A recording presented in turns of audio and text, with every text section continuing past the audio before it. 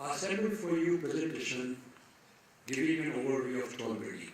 I suppose sinners are, it would be nice that you would.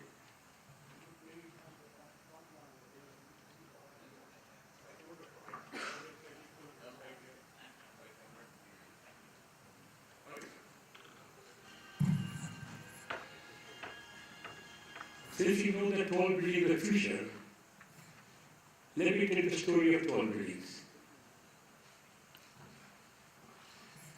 Our city, Mumbai, had a first tall building was Auditorium Tower, 1878.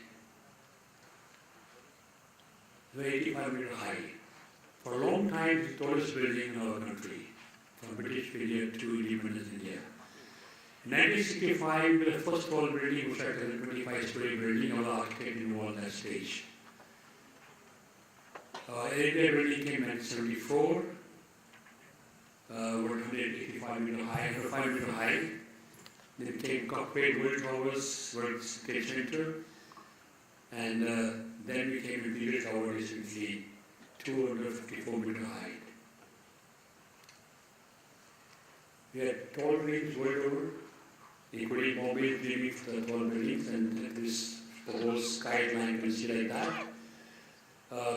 The tall building race is going all over the world, including USA, Europe, Australia, China, and whatnot over there.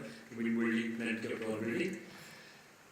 I'm sure that your people are going to some engineers, architects, you would have interest about the architecture of tall buildings. The current tallest building is in Burj Khalifa in Dubai, which is around 809 meters high, about 90 floors. And the tallest building coming is Kingdom Tower at Jeddah. That will be about 1,000 meters high, 1 kilometer high tall building. So 1956, 60 years back, Final Ride had envisaged at Illinois about 1 mile tall building, 1,600 meters high. We already reached the height of 1,000 meters. In time to come, I'm sure somebody will reach about 1 mile or 60 meters also. That was a dream done about 60 years back. The tall building started with Eiffel Tower coming in 1889, almost 150 years back, which was around 3 meters high. And in USA, the tall building started. It started in 1901.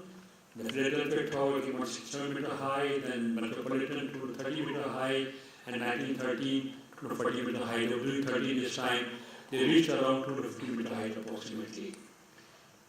But the real tall building came in Manhattan Bank. It was between 30 and 35 after the session of USA. The revival started over here. The crisis of 19, a real tall building came, good tall building landmark came, the Empire State Building, 381 meters high. Empire State became the face of America. When you say USA, when you say New York, it was Empire State Building. This building, about 3 million square foot construction area, about 1 million square foot of glazing and stone cladding, about 8 kilometers of wiring, 2 kilometers of piping, and 57,000 tons of steel that was constructed. And my technology, it was 1930, about 85 years back. And we didn't have the tower cranes. They only had booms, they had winches and ropes. And these are the workers, they call the sky boys, who used to work on the top over there, and we had safe tops over there. Mind you, they didn't have helmets, didn't have safety belts, and didn't have shoes. Mind you. This is the way they were doing primitive construction. It was 1930s. One of the Dutch building came in over here. And they used about 2 million rivets in the construction of the building. And we surprised that this was the last floor, 100th floor, the guy working over here, looking over the entire city of New York. who the architect, who the engineer, who the builders. It was Mr. John Drescher who was commissioned as a president of the Empire State Corporation. The group of World War II industrialists like General Electric, Ford, and they commissioned him to do this tall building. And he hired the team of architects, William Lamb and Howard Mohammed as engineer, and Scott for the contractors. The team was assembled in just about 3 weeks' time.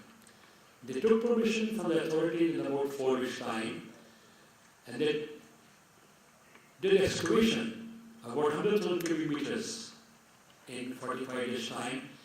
And during these 45 days' time, the architect engineer made entire GFC, good for construction drawing, for the entire building before the concrete was started. And the building was constructed in 12 months, 45 days. Complete building, finished, furnished with cladding, granite, marble, chandeliers, everything all put together, and became a landmark. The building can be seen from 80 kilometers world over. The building had used about 50,000 tons of steel, that got about 19 kilograms of steel per square foot that time. And in 1945, there was a plane accident. B-45 bomber, B-25 bomber had, by accident, Air Force bomber had struck into this. Now the building, except injury, a couple of guys died over there, building is restored. Unlike the voltage center which collapsed. The Apache building was so strong, built in only 12 months' time ended. This building is a landmark. Have you recently renovated? Building original cost of $40 million. The renovation cost came $540 million.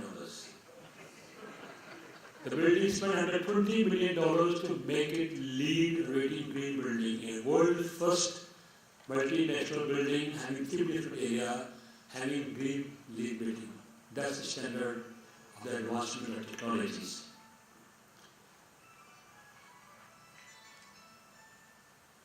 The structure of the building was designed, innovation was given by these 2 people, architect and engineer.